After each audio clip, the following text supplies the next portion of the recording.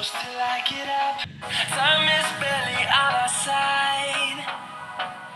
I don't wanna waste what's left. It's leading us, and love is all we'll ever trust.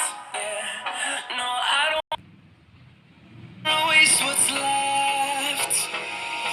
And So hello friends, welcome to Fun Study. My name is Jas Agrawal. I will teach you the concept of BSc First Year Physics.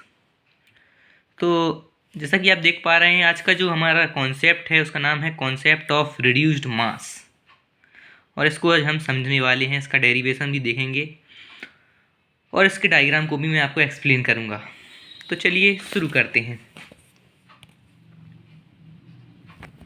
सबसे पहले एक diagram मैं आपको explain कर देता हूँ। ये जो आपके सामने दिख रहा है आपको, हमने कंसीडर किए टू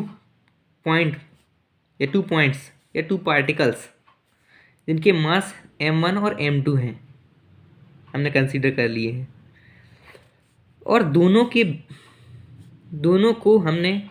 की पोजीशन वेक्टर्स भी हमने कंसीडर कर लिए हैं। एक पॉइंट O से, जिसको हमने ओरिजिन कंसीडर किया है, उस पॉइंट से इन दोनों पार्टिकल्स की जो पोजीशन वेक्टर हैं वो r1 वेक्टर और r2 वेक्टर हैं। m1 मास वाले पार्टिकल्स का जो पोजीशन वेक्टर है वो r1 वेक्टर है, और m2 मास वाले पार्टिकल का जो पोजीशन वेक्टर है वो r2 वेक्टर है, हमने कंसीडर कर लिया।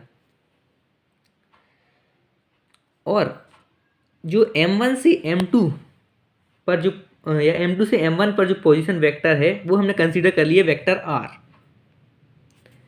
तो अब ये दोनों पार्टिकल्स एक दूसरे पर कोई ना कोई फोर्स यहाँ पर लगाएंगे, फोर्स एक्सर्ट करेंगे।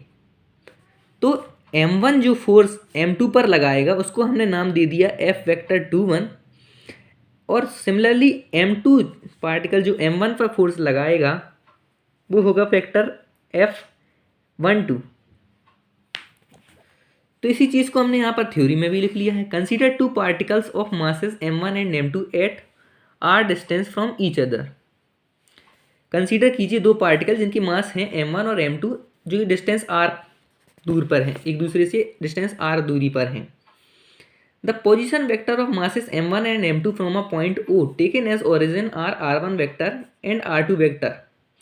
जो पोजीशन वेक्टर है मासेस m1 और m2 के पॉइंट O से, जिसको हमने ओरिजिन लिया है, वो है r1 and r2 vector. It is clear that the position vector of mass m1 from the mass m2 is r vector equal to r1 vector minus r2 vector.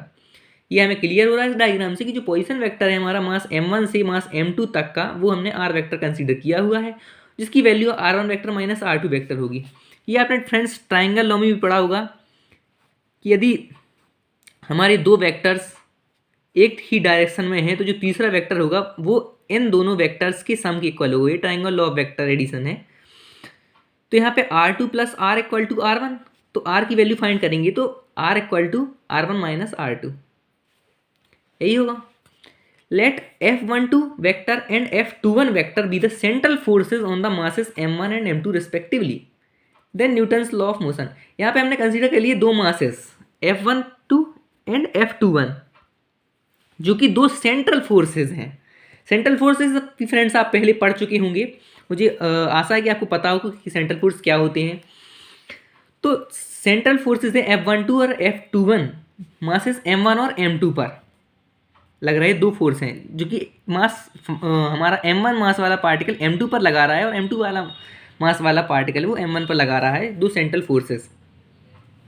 Then Newton's law of motion. तो जो Newton's law of motion होगा उसके अनुसार हम जानते हैं force equal to mass into acceleration. और किसी पोजीशन वेक्टर को हम जब डिफरेंशिएट करेंगे एक बार तो हमें मिलती है वेलोसिटी, और सिमिलरली अगर हम दो बार डिफरेंशिएट करें तो हमें मिल जाता है एक्सीलरेशन। तो यहाँ पे ये हम अगर गौर से देखें तो ये हमारा मास इंटू एक्सीलरेशन लिखा हुआ है और ये हमारा फोर्स है। तो force vector 12 equal to m1 dot d square r1 vector upon dt square. इसको आगे हम कुछ इस तरीके से लिख सकते हैं। एक्सीलरेशन की अगर वैल्यू फाइंड करनी है, हमको एक्सीलरेशन की वैल्यू चाहिए है, तो d square r1 vector upon dt square equal to F12 upon m1। Similarly दूसरे फोर्स के लिए लिख सकते हैं friends F21 vector equal to m2 d square r2 upon dt square, और d square r2 vector upon dt square equal to F21 vector upon m2 by the law of action and reaction. अब action और reaction वाले law से हमें पता है कि F12 equal to F minus F21।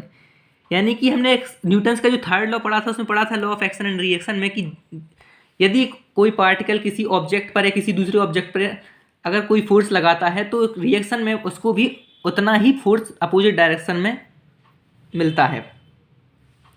यानी कि यदि हम किसी बॉल को ज़मीन पर गिराएं, धरती पर गिराएं, तो जितना फोर्स अर्थ पर लगेगा उस बॉल के द्वारा उतना ही फोर्स अर्थ के द्वारा उस बॉल पर लगेगा। एग्जाम्पल के लिए हम इससे समझ सकते हैं, तो हम लिख सकते हैं F12 vector equal to minus F21 vector, चूँकि एक फोर्स हमने M2 से M1 पर लगाया और दूसरा फोर्स M1 से M2 पर लगा, तो दोनों फोर्सेस इक्वल होंगे बट डायरेक्शन डिफरेंट है, इसलिए यहाँ पर नेगेटिव साइन आएगा।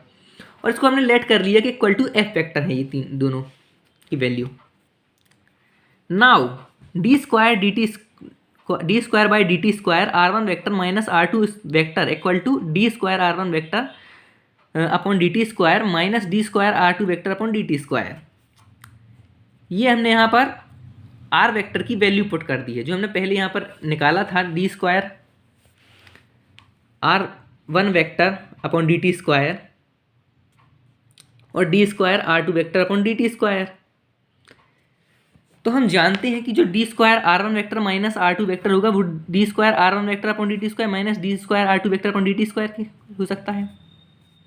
यानी कि ये हमारा हमने डी स्क्वायर R का डिफरेंशिएट करें तो R वेक्टर को हम लिख सकते हैं R1 vector minus R2 vector, और फिर इसको हमने पार्टिकुलरली डिफरेंशिएट कर लिया अलग अलग इंडिविजुअली, तो ये कुछ इस तरीके से शो होने लगा हमको।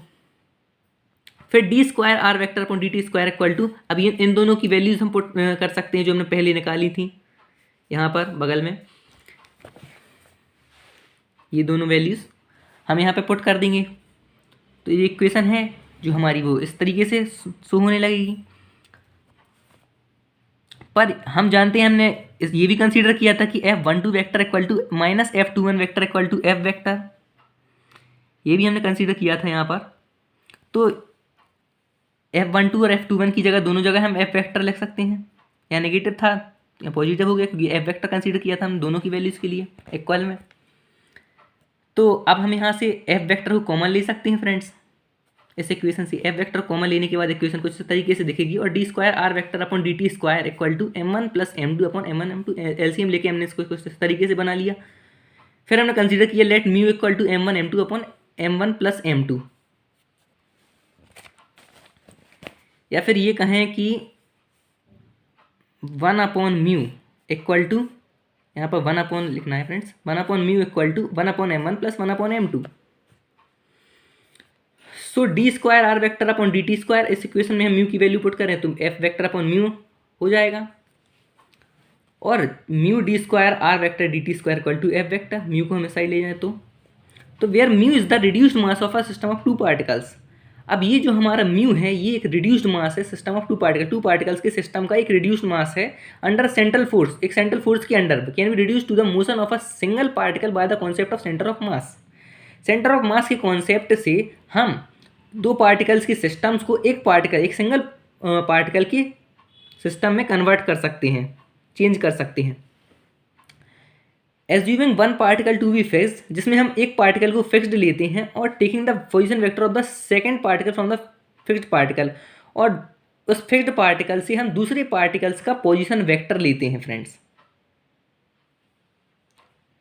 तो ये था हमारा कॉन्सेप्ट ऑफ रिड्यूस्ड मास। इस तरीके से हमने यहाँ पर फाइंड कर लिया म्यू की वैल्यू, जो कि म्यू है हमारा कॉन्सेप्ट ऑफ, जो म्यू है हमारा रिड्यूस्ड मास उस सिस्टम, उस टू पार्टिकल्स के सिस्टम्स के लिए एक सेंट्रल फोर्स के अंडर। अब इस रिड्यूस्ड मास को हम रिड्यूस्ड कैसे किया है, कर दिया जाता है एक सिंगल पार्टिकल की मोशन के लिए सेंटर ऑफ मास के कॉन्सेप्ट के द्वारा, जिसमें कि एक पार्टिकल को फिक्स्ड मानकर दूसरे पार्टिकल का पोजीशन वेक्टर हम लेते हैं।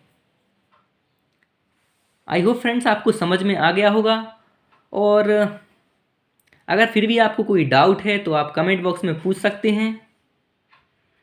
And also thanks for watching this video.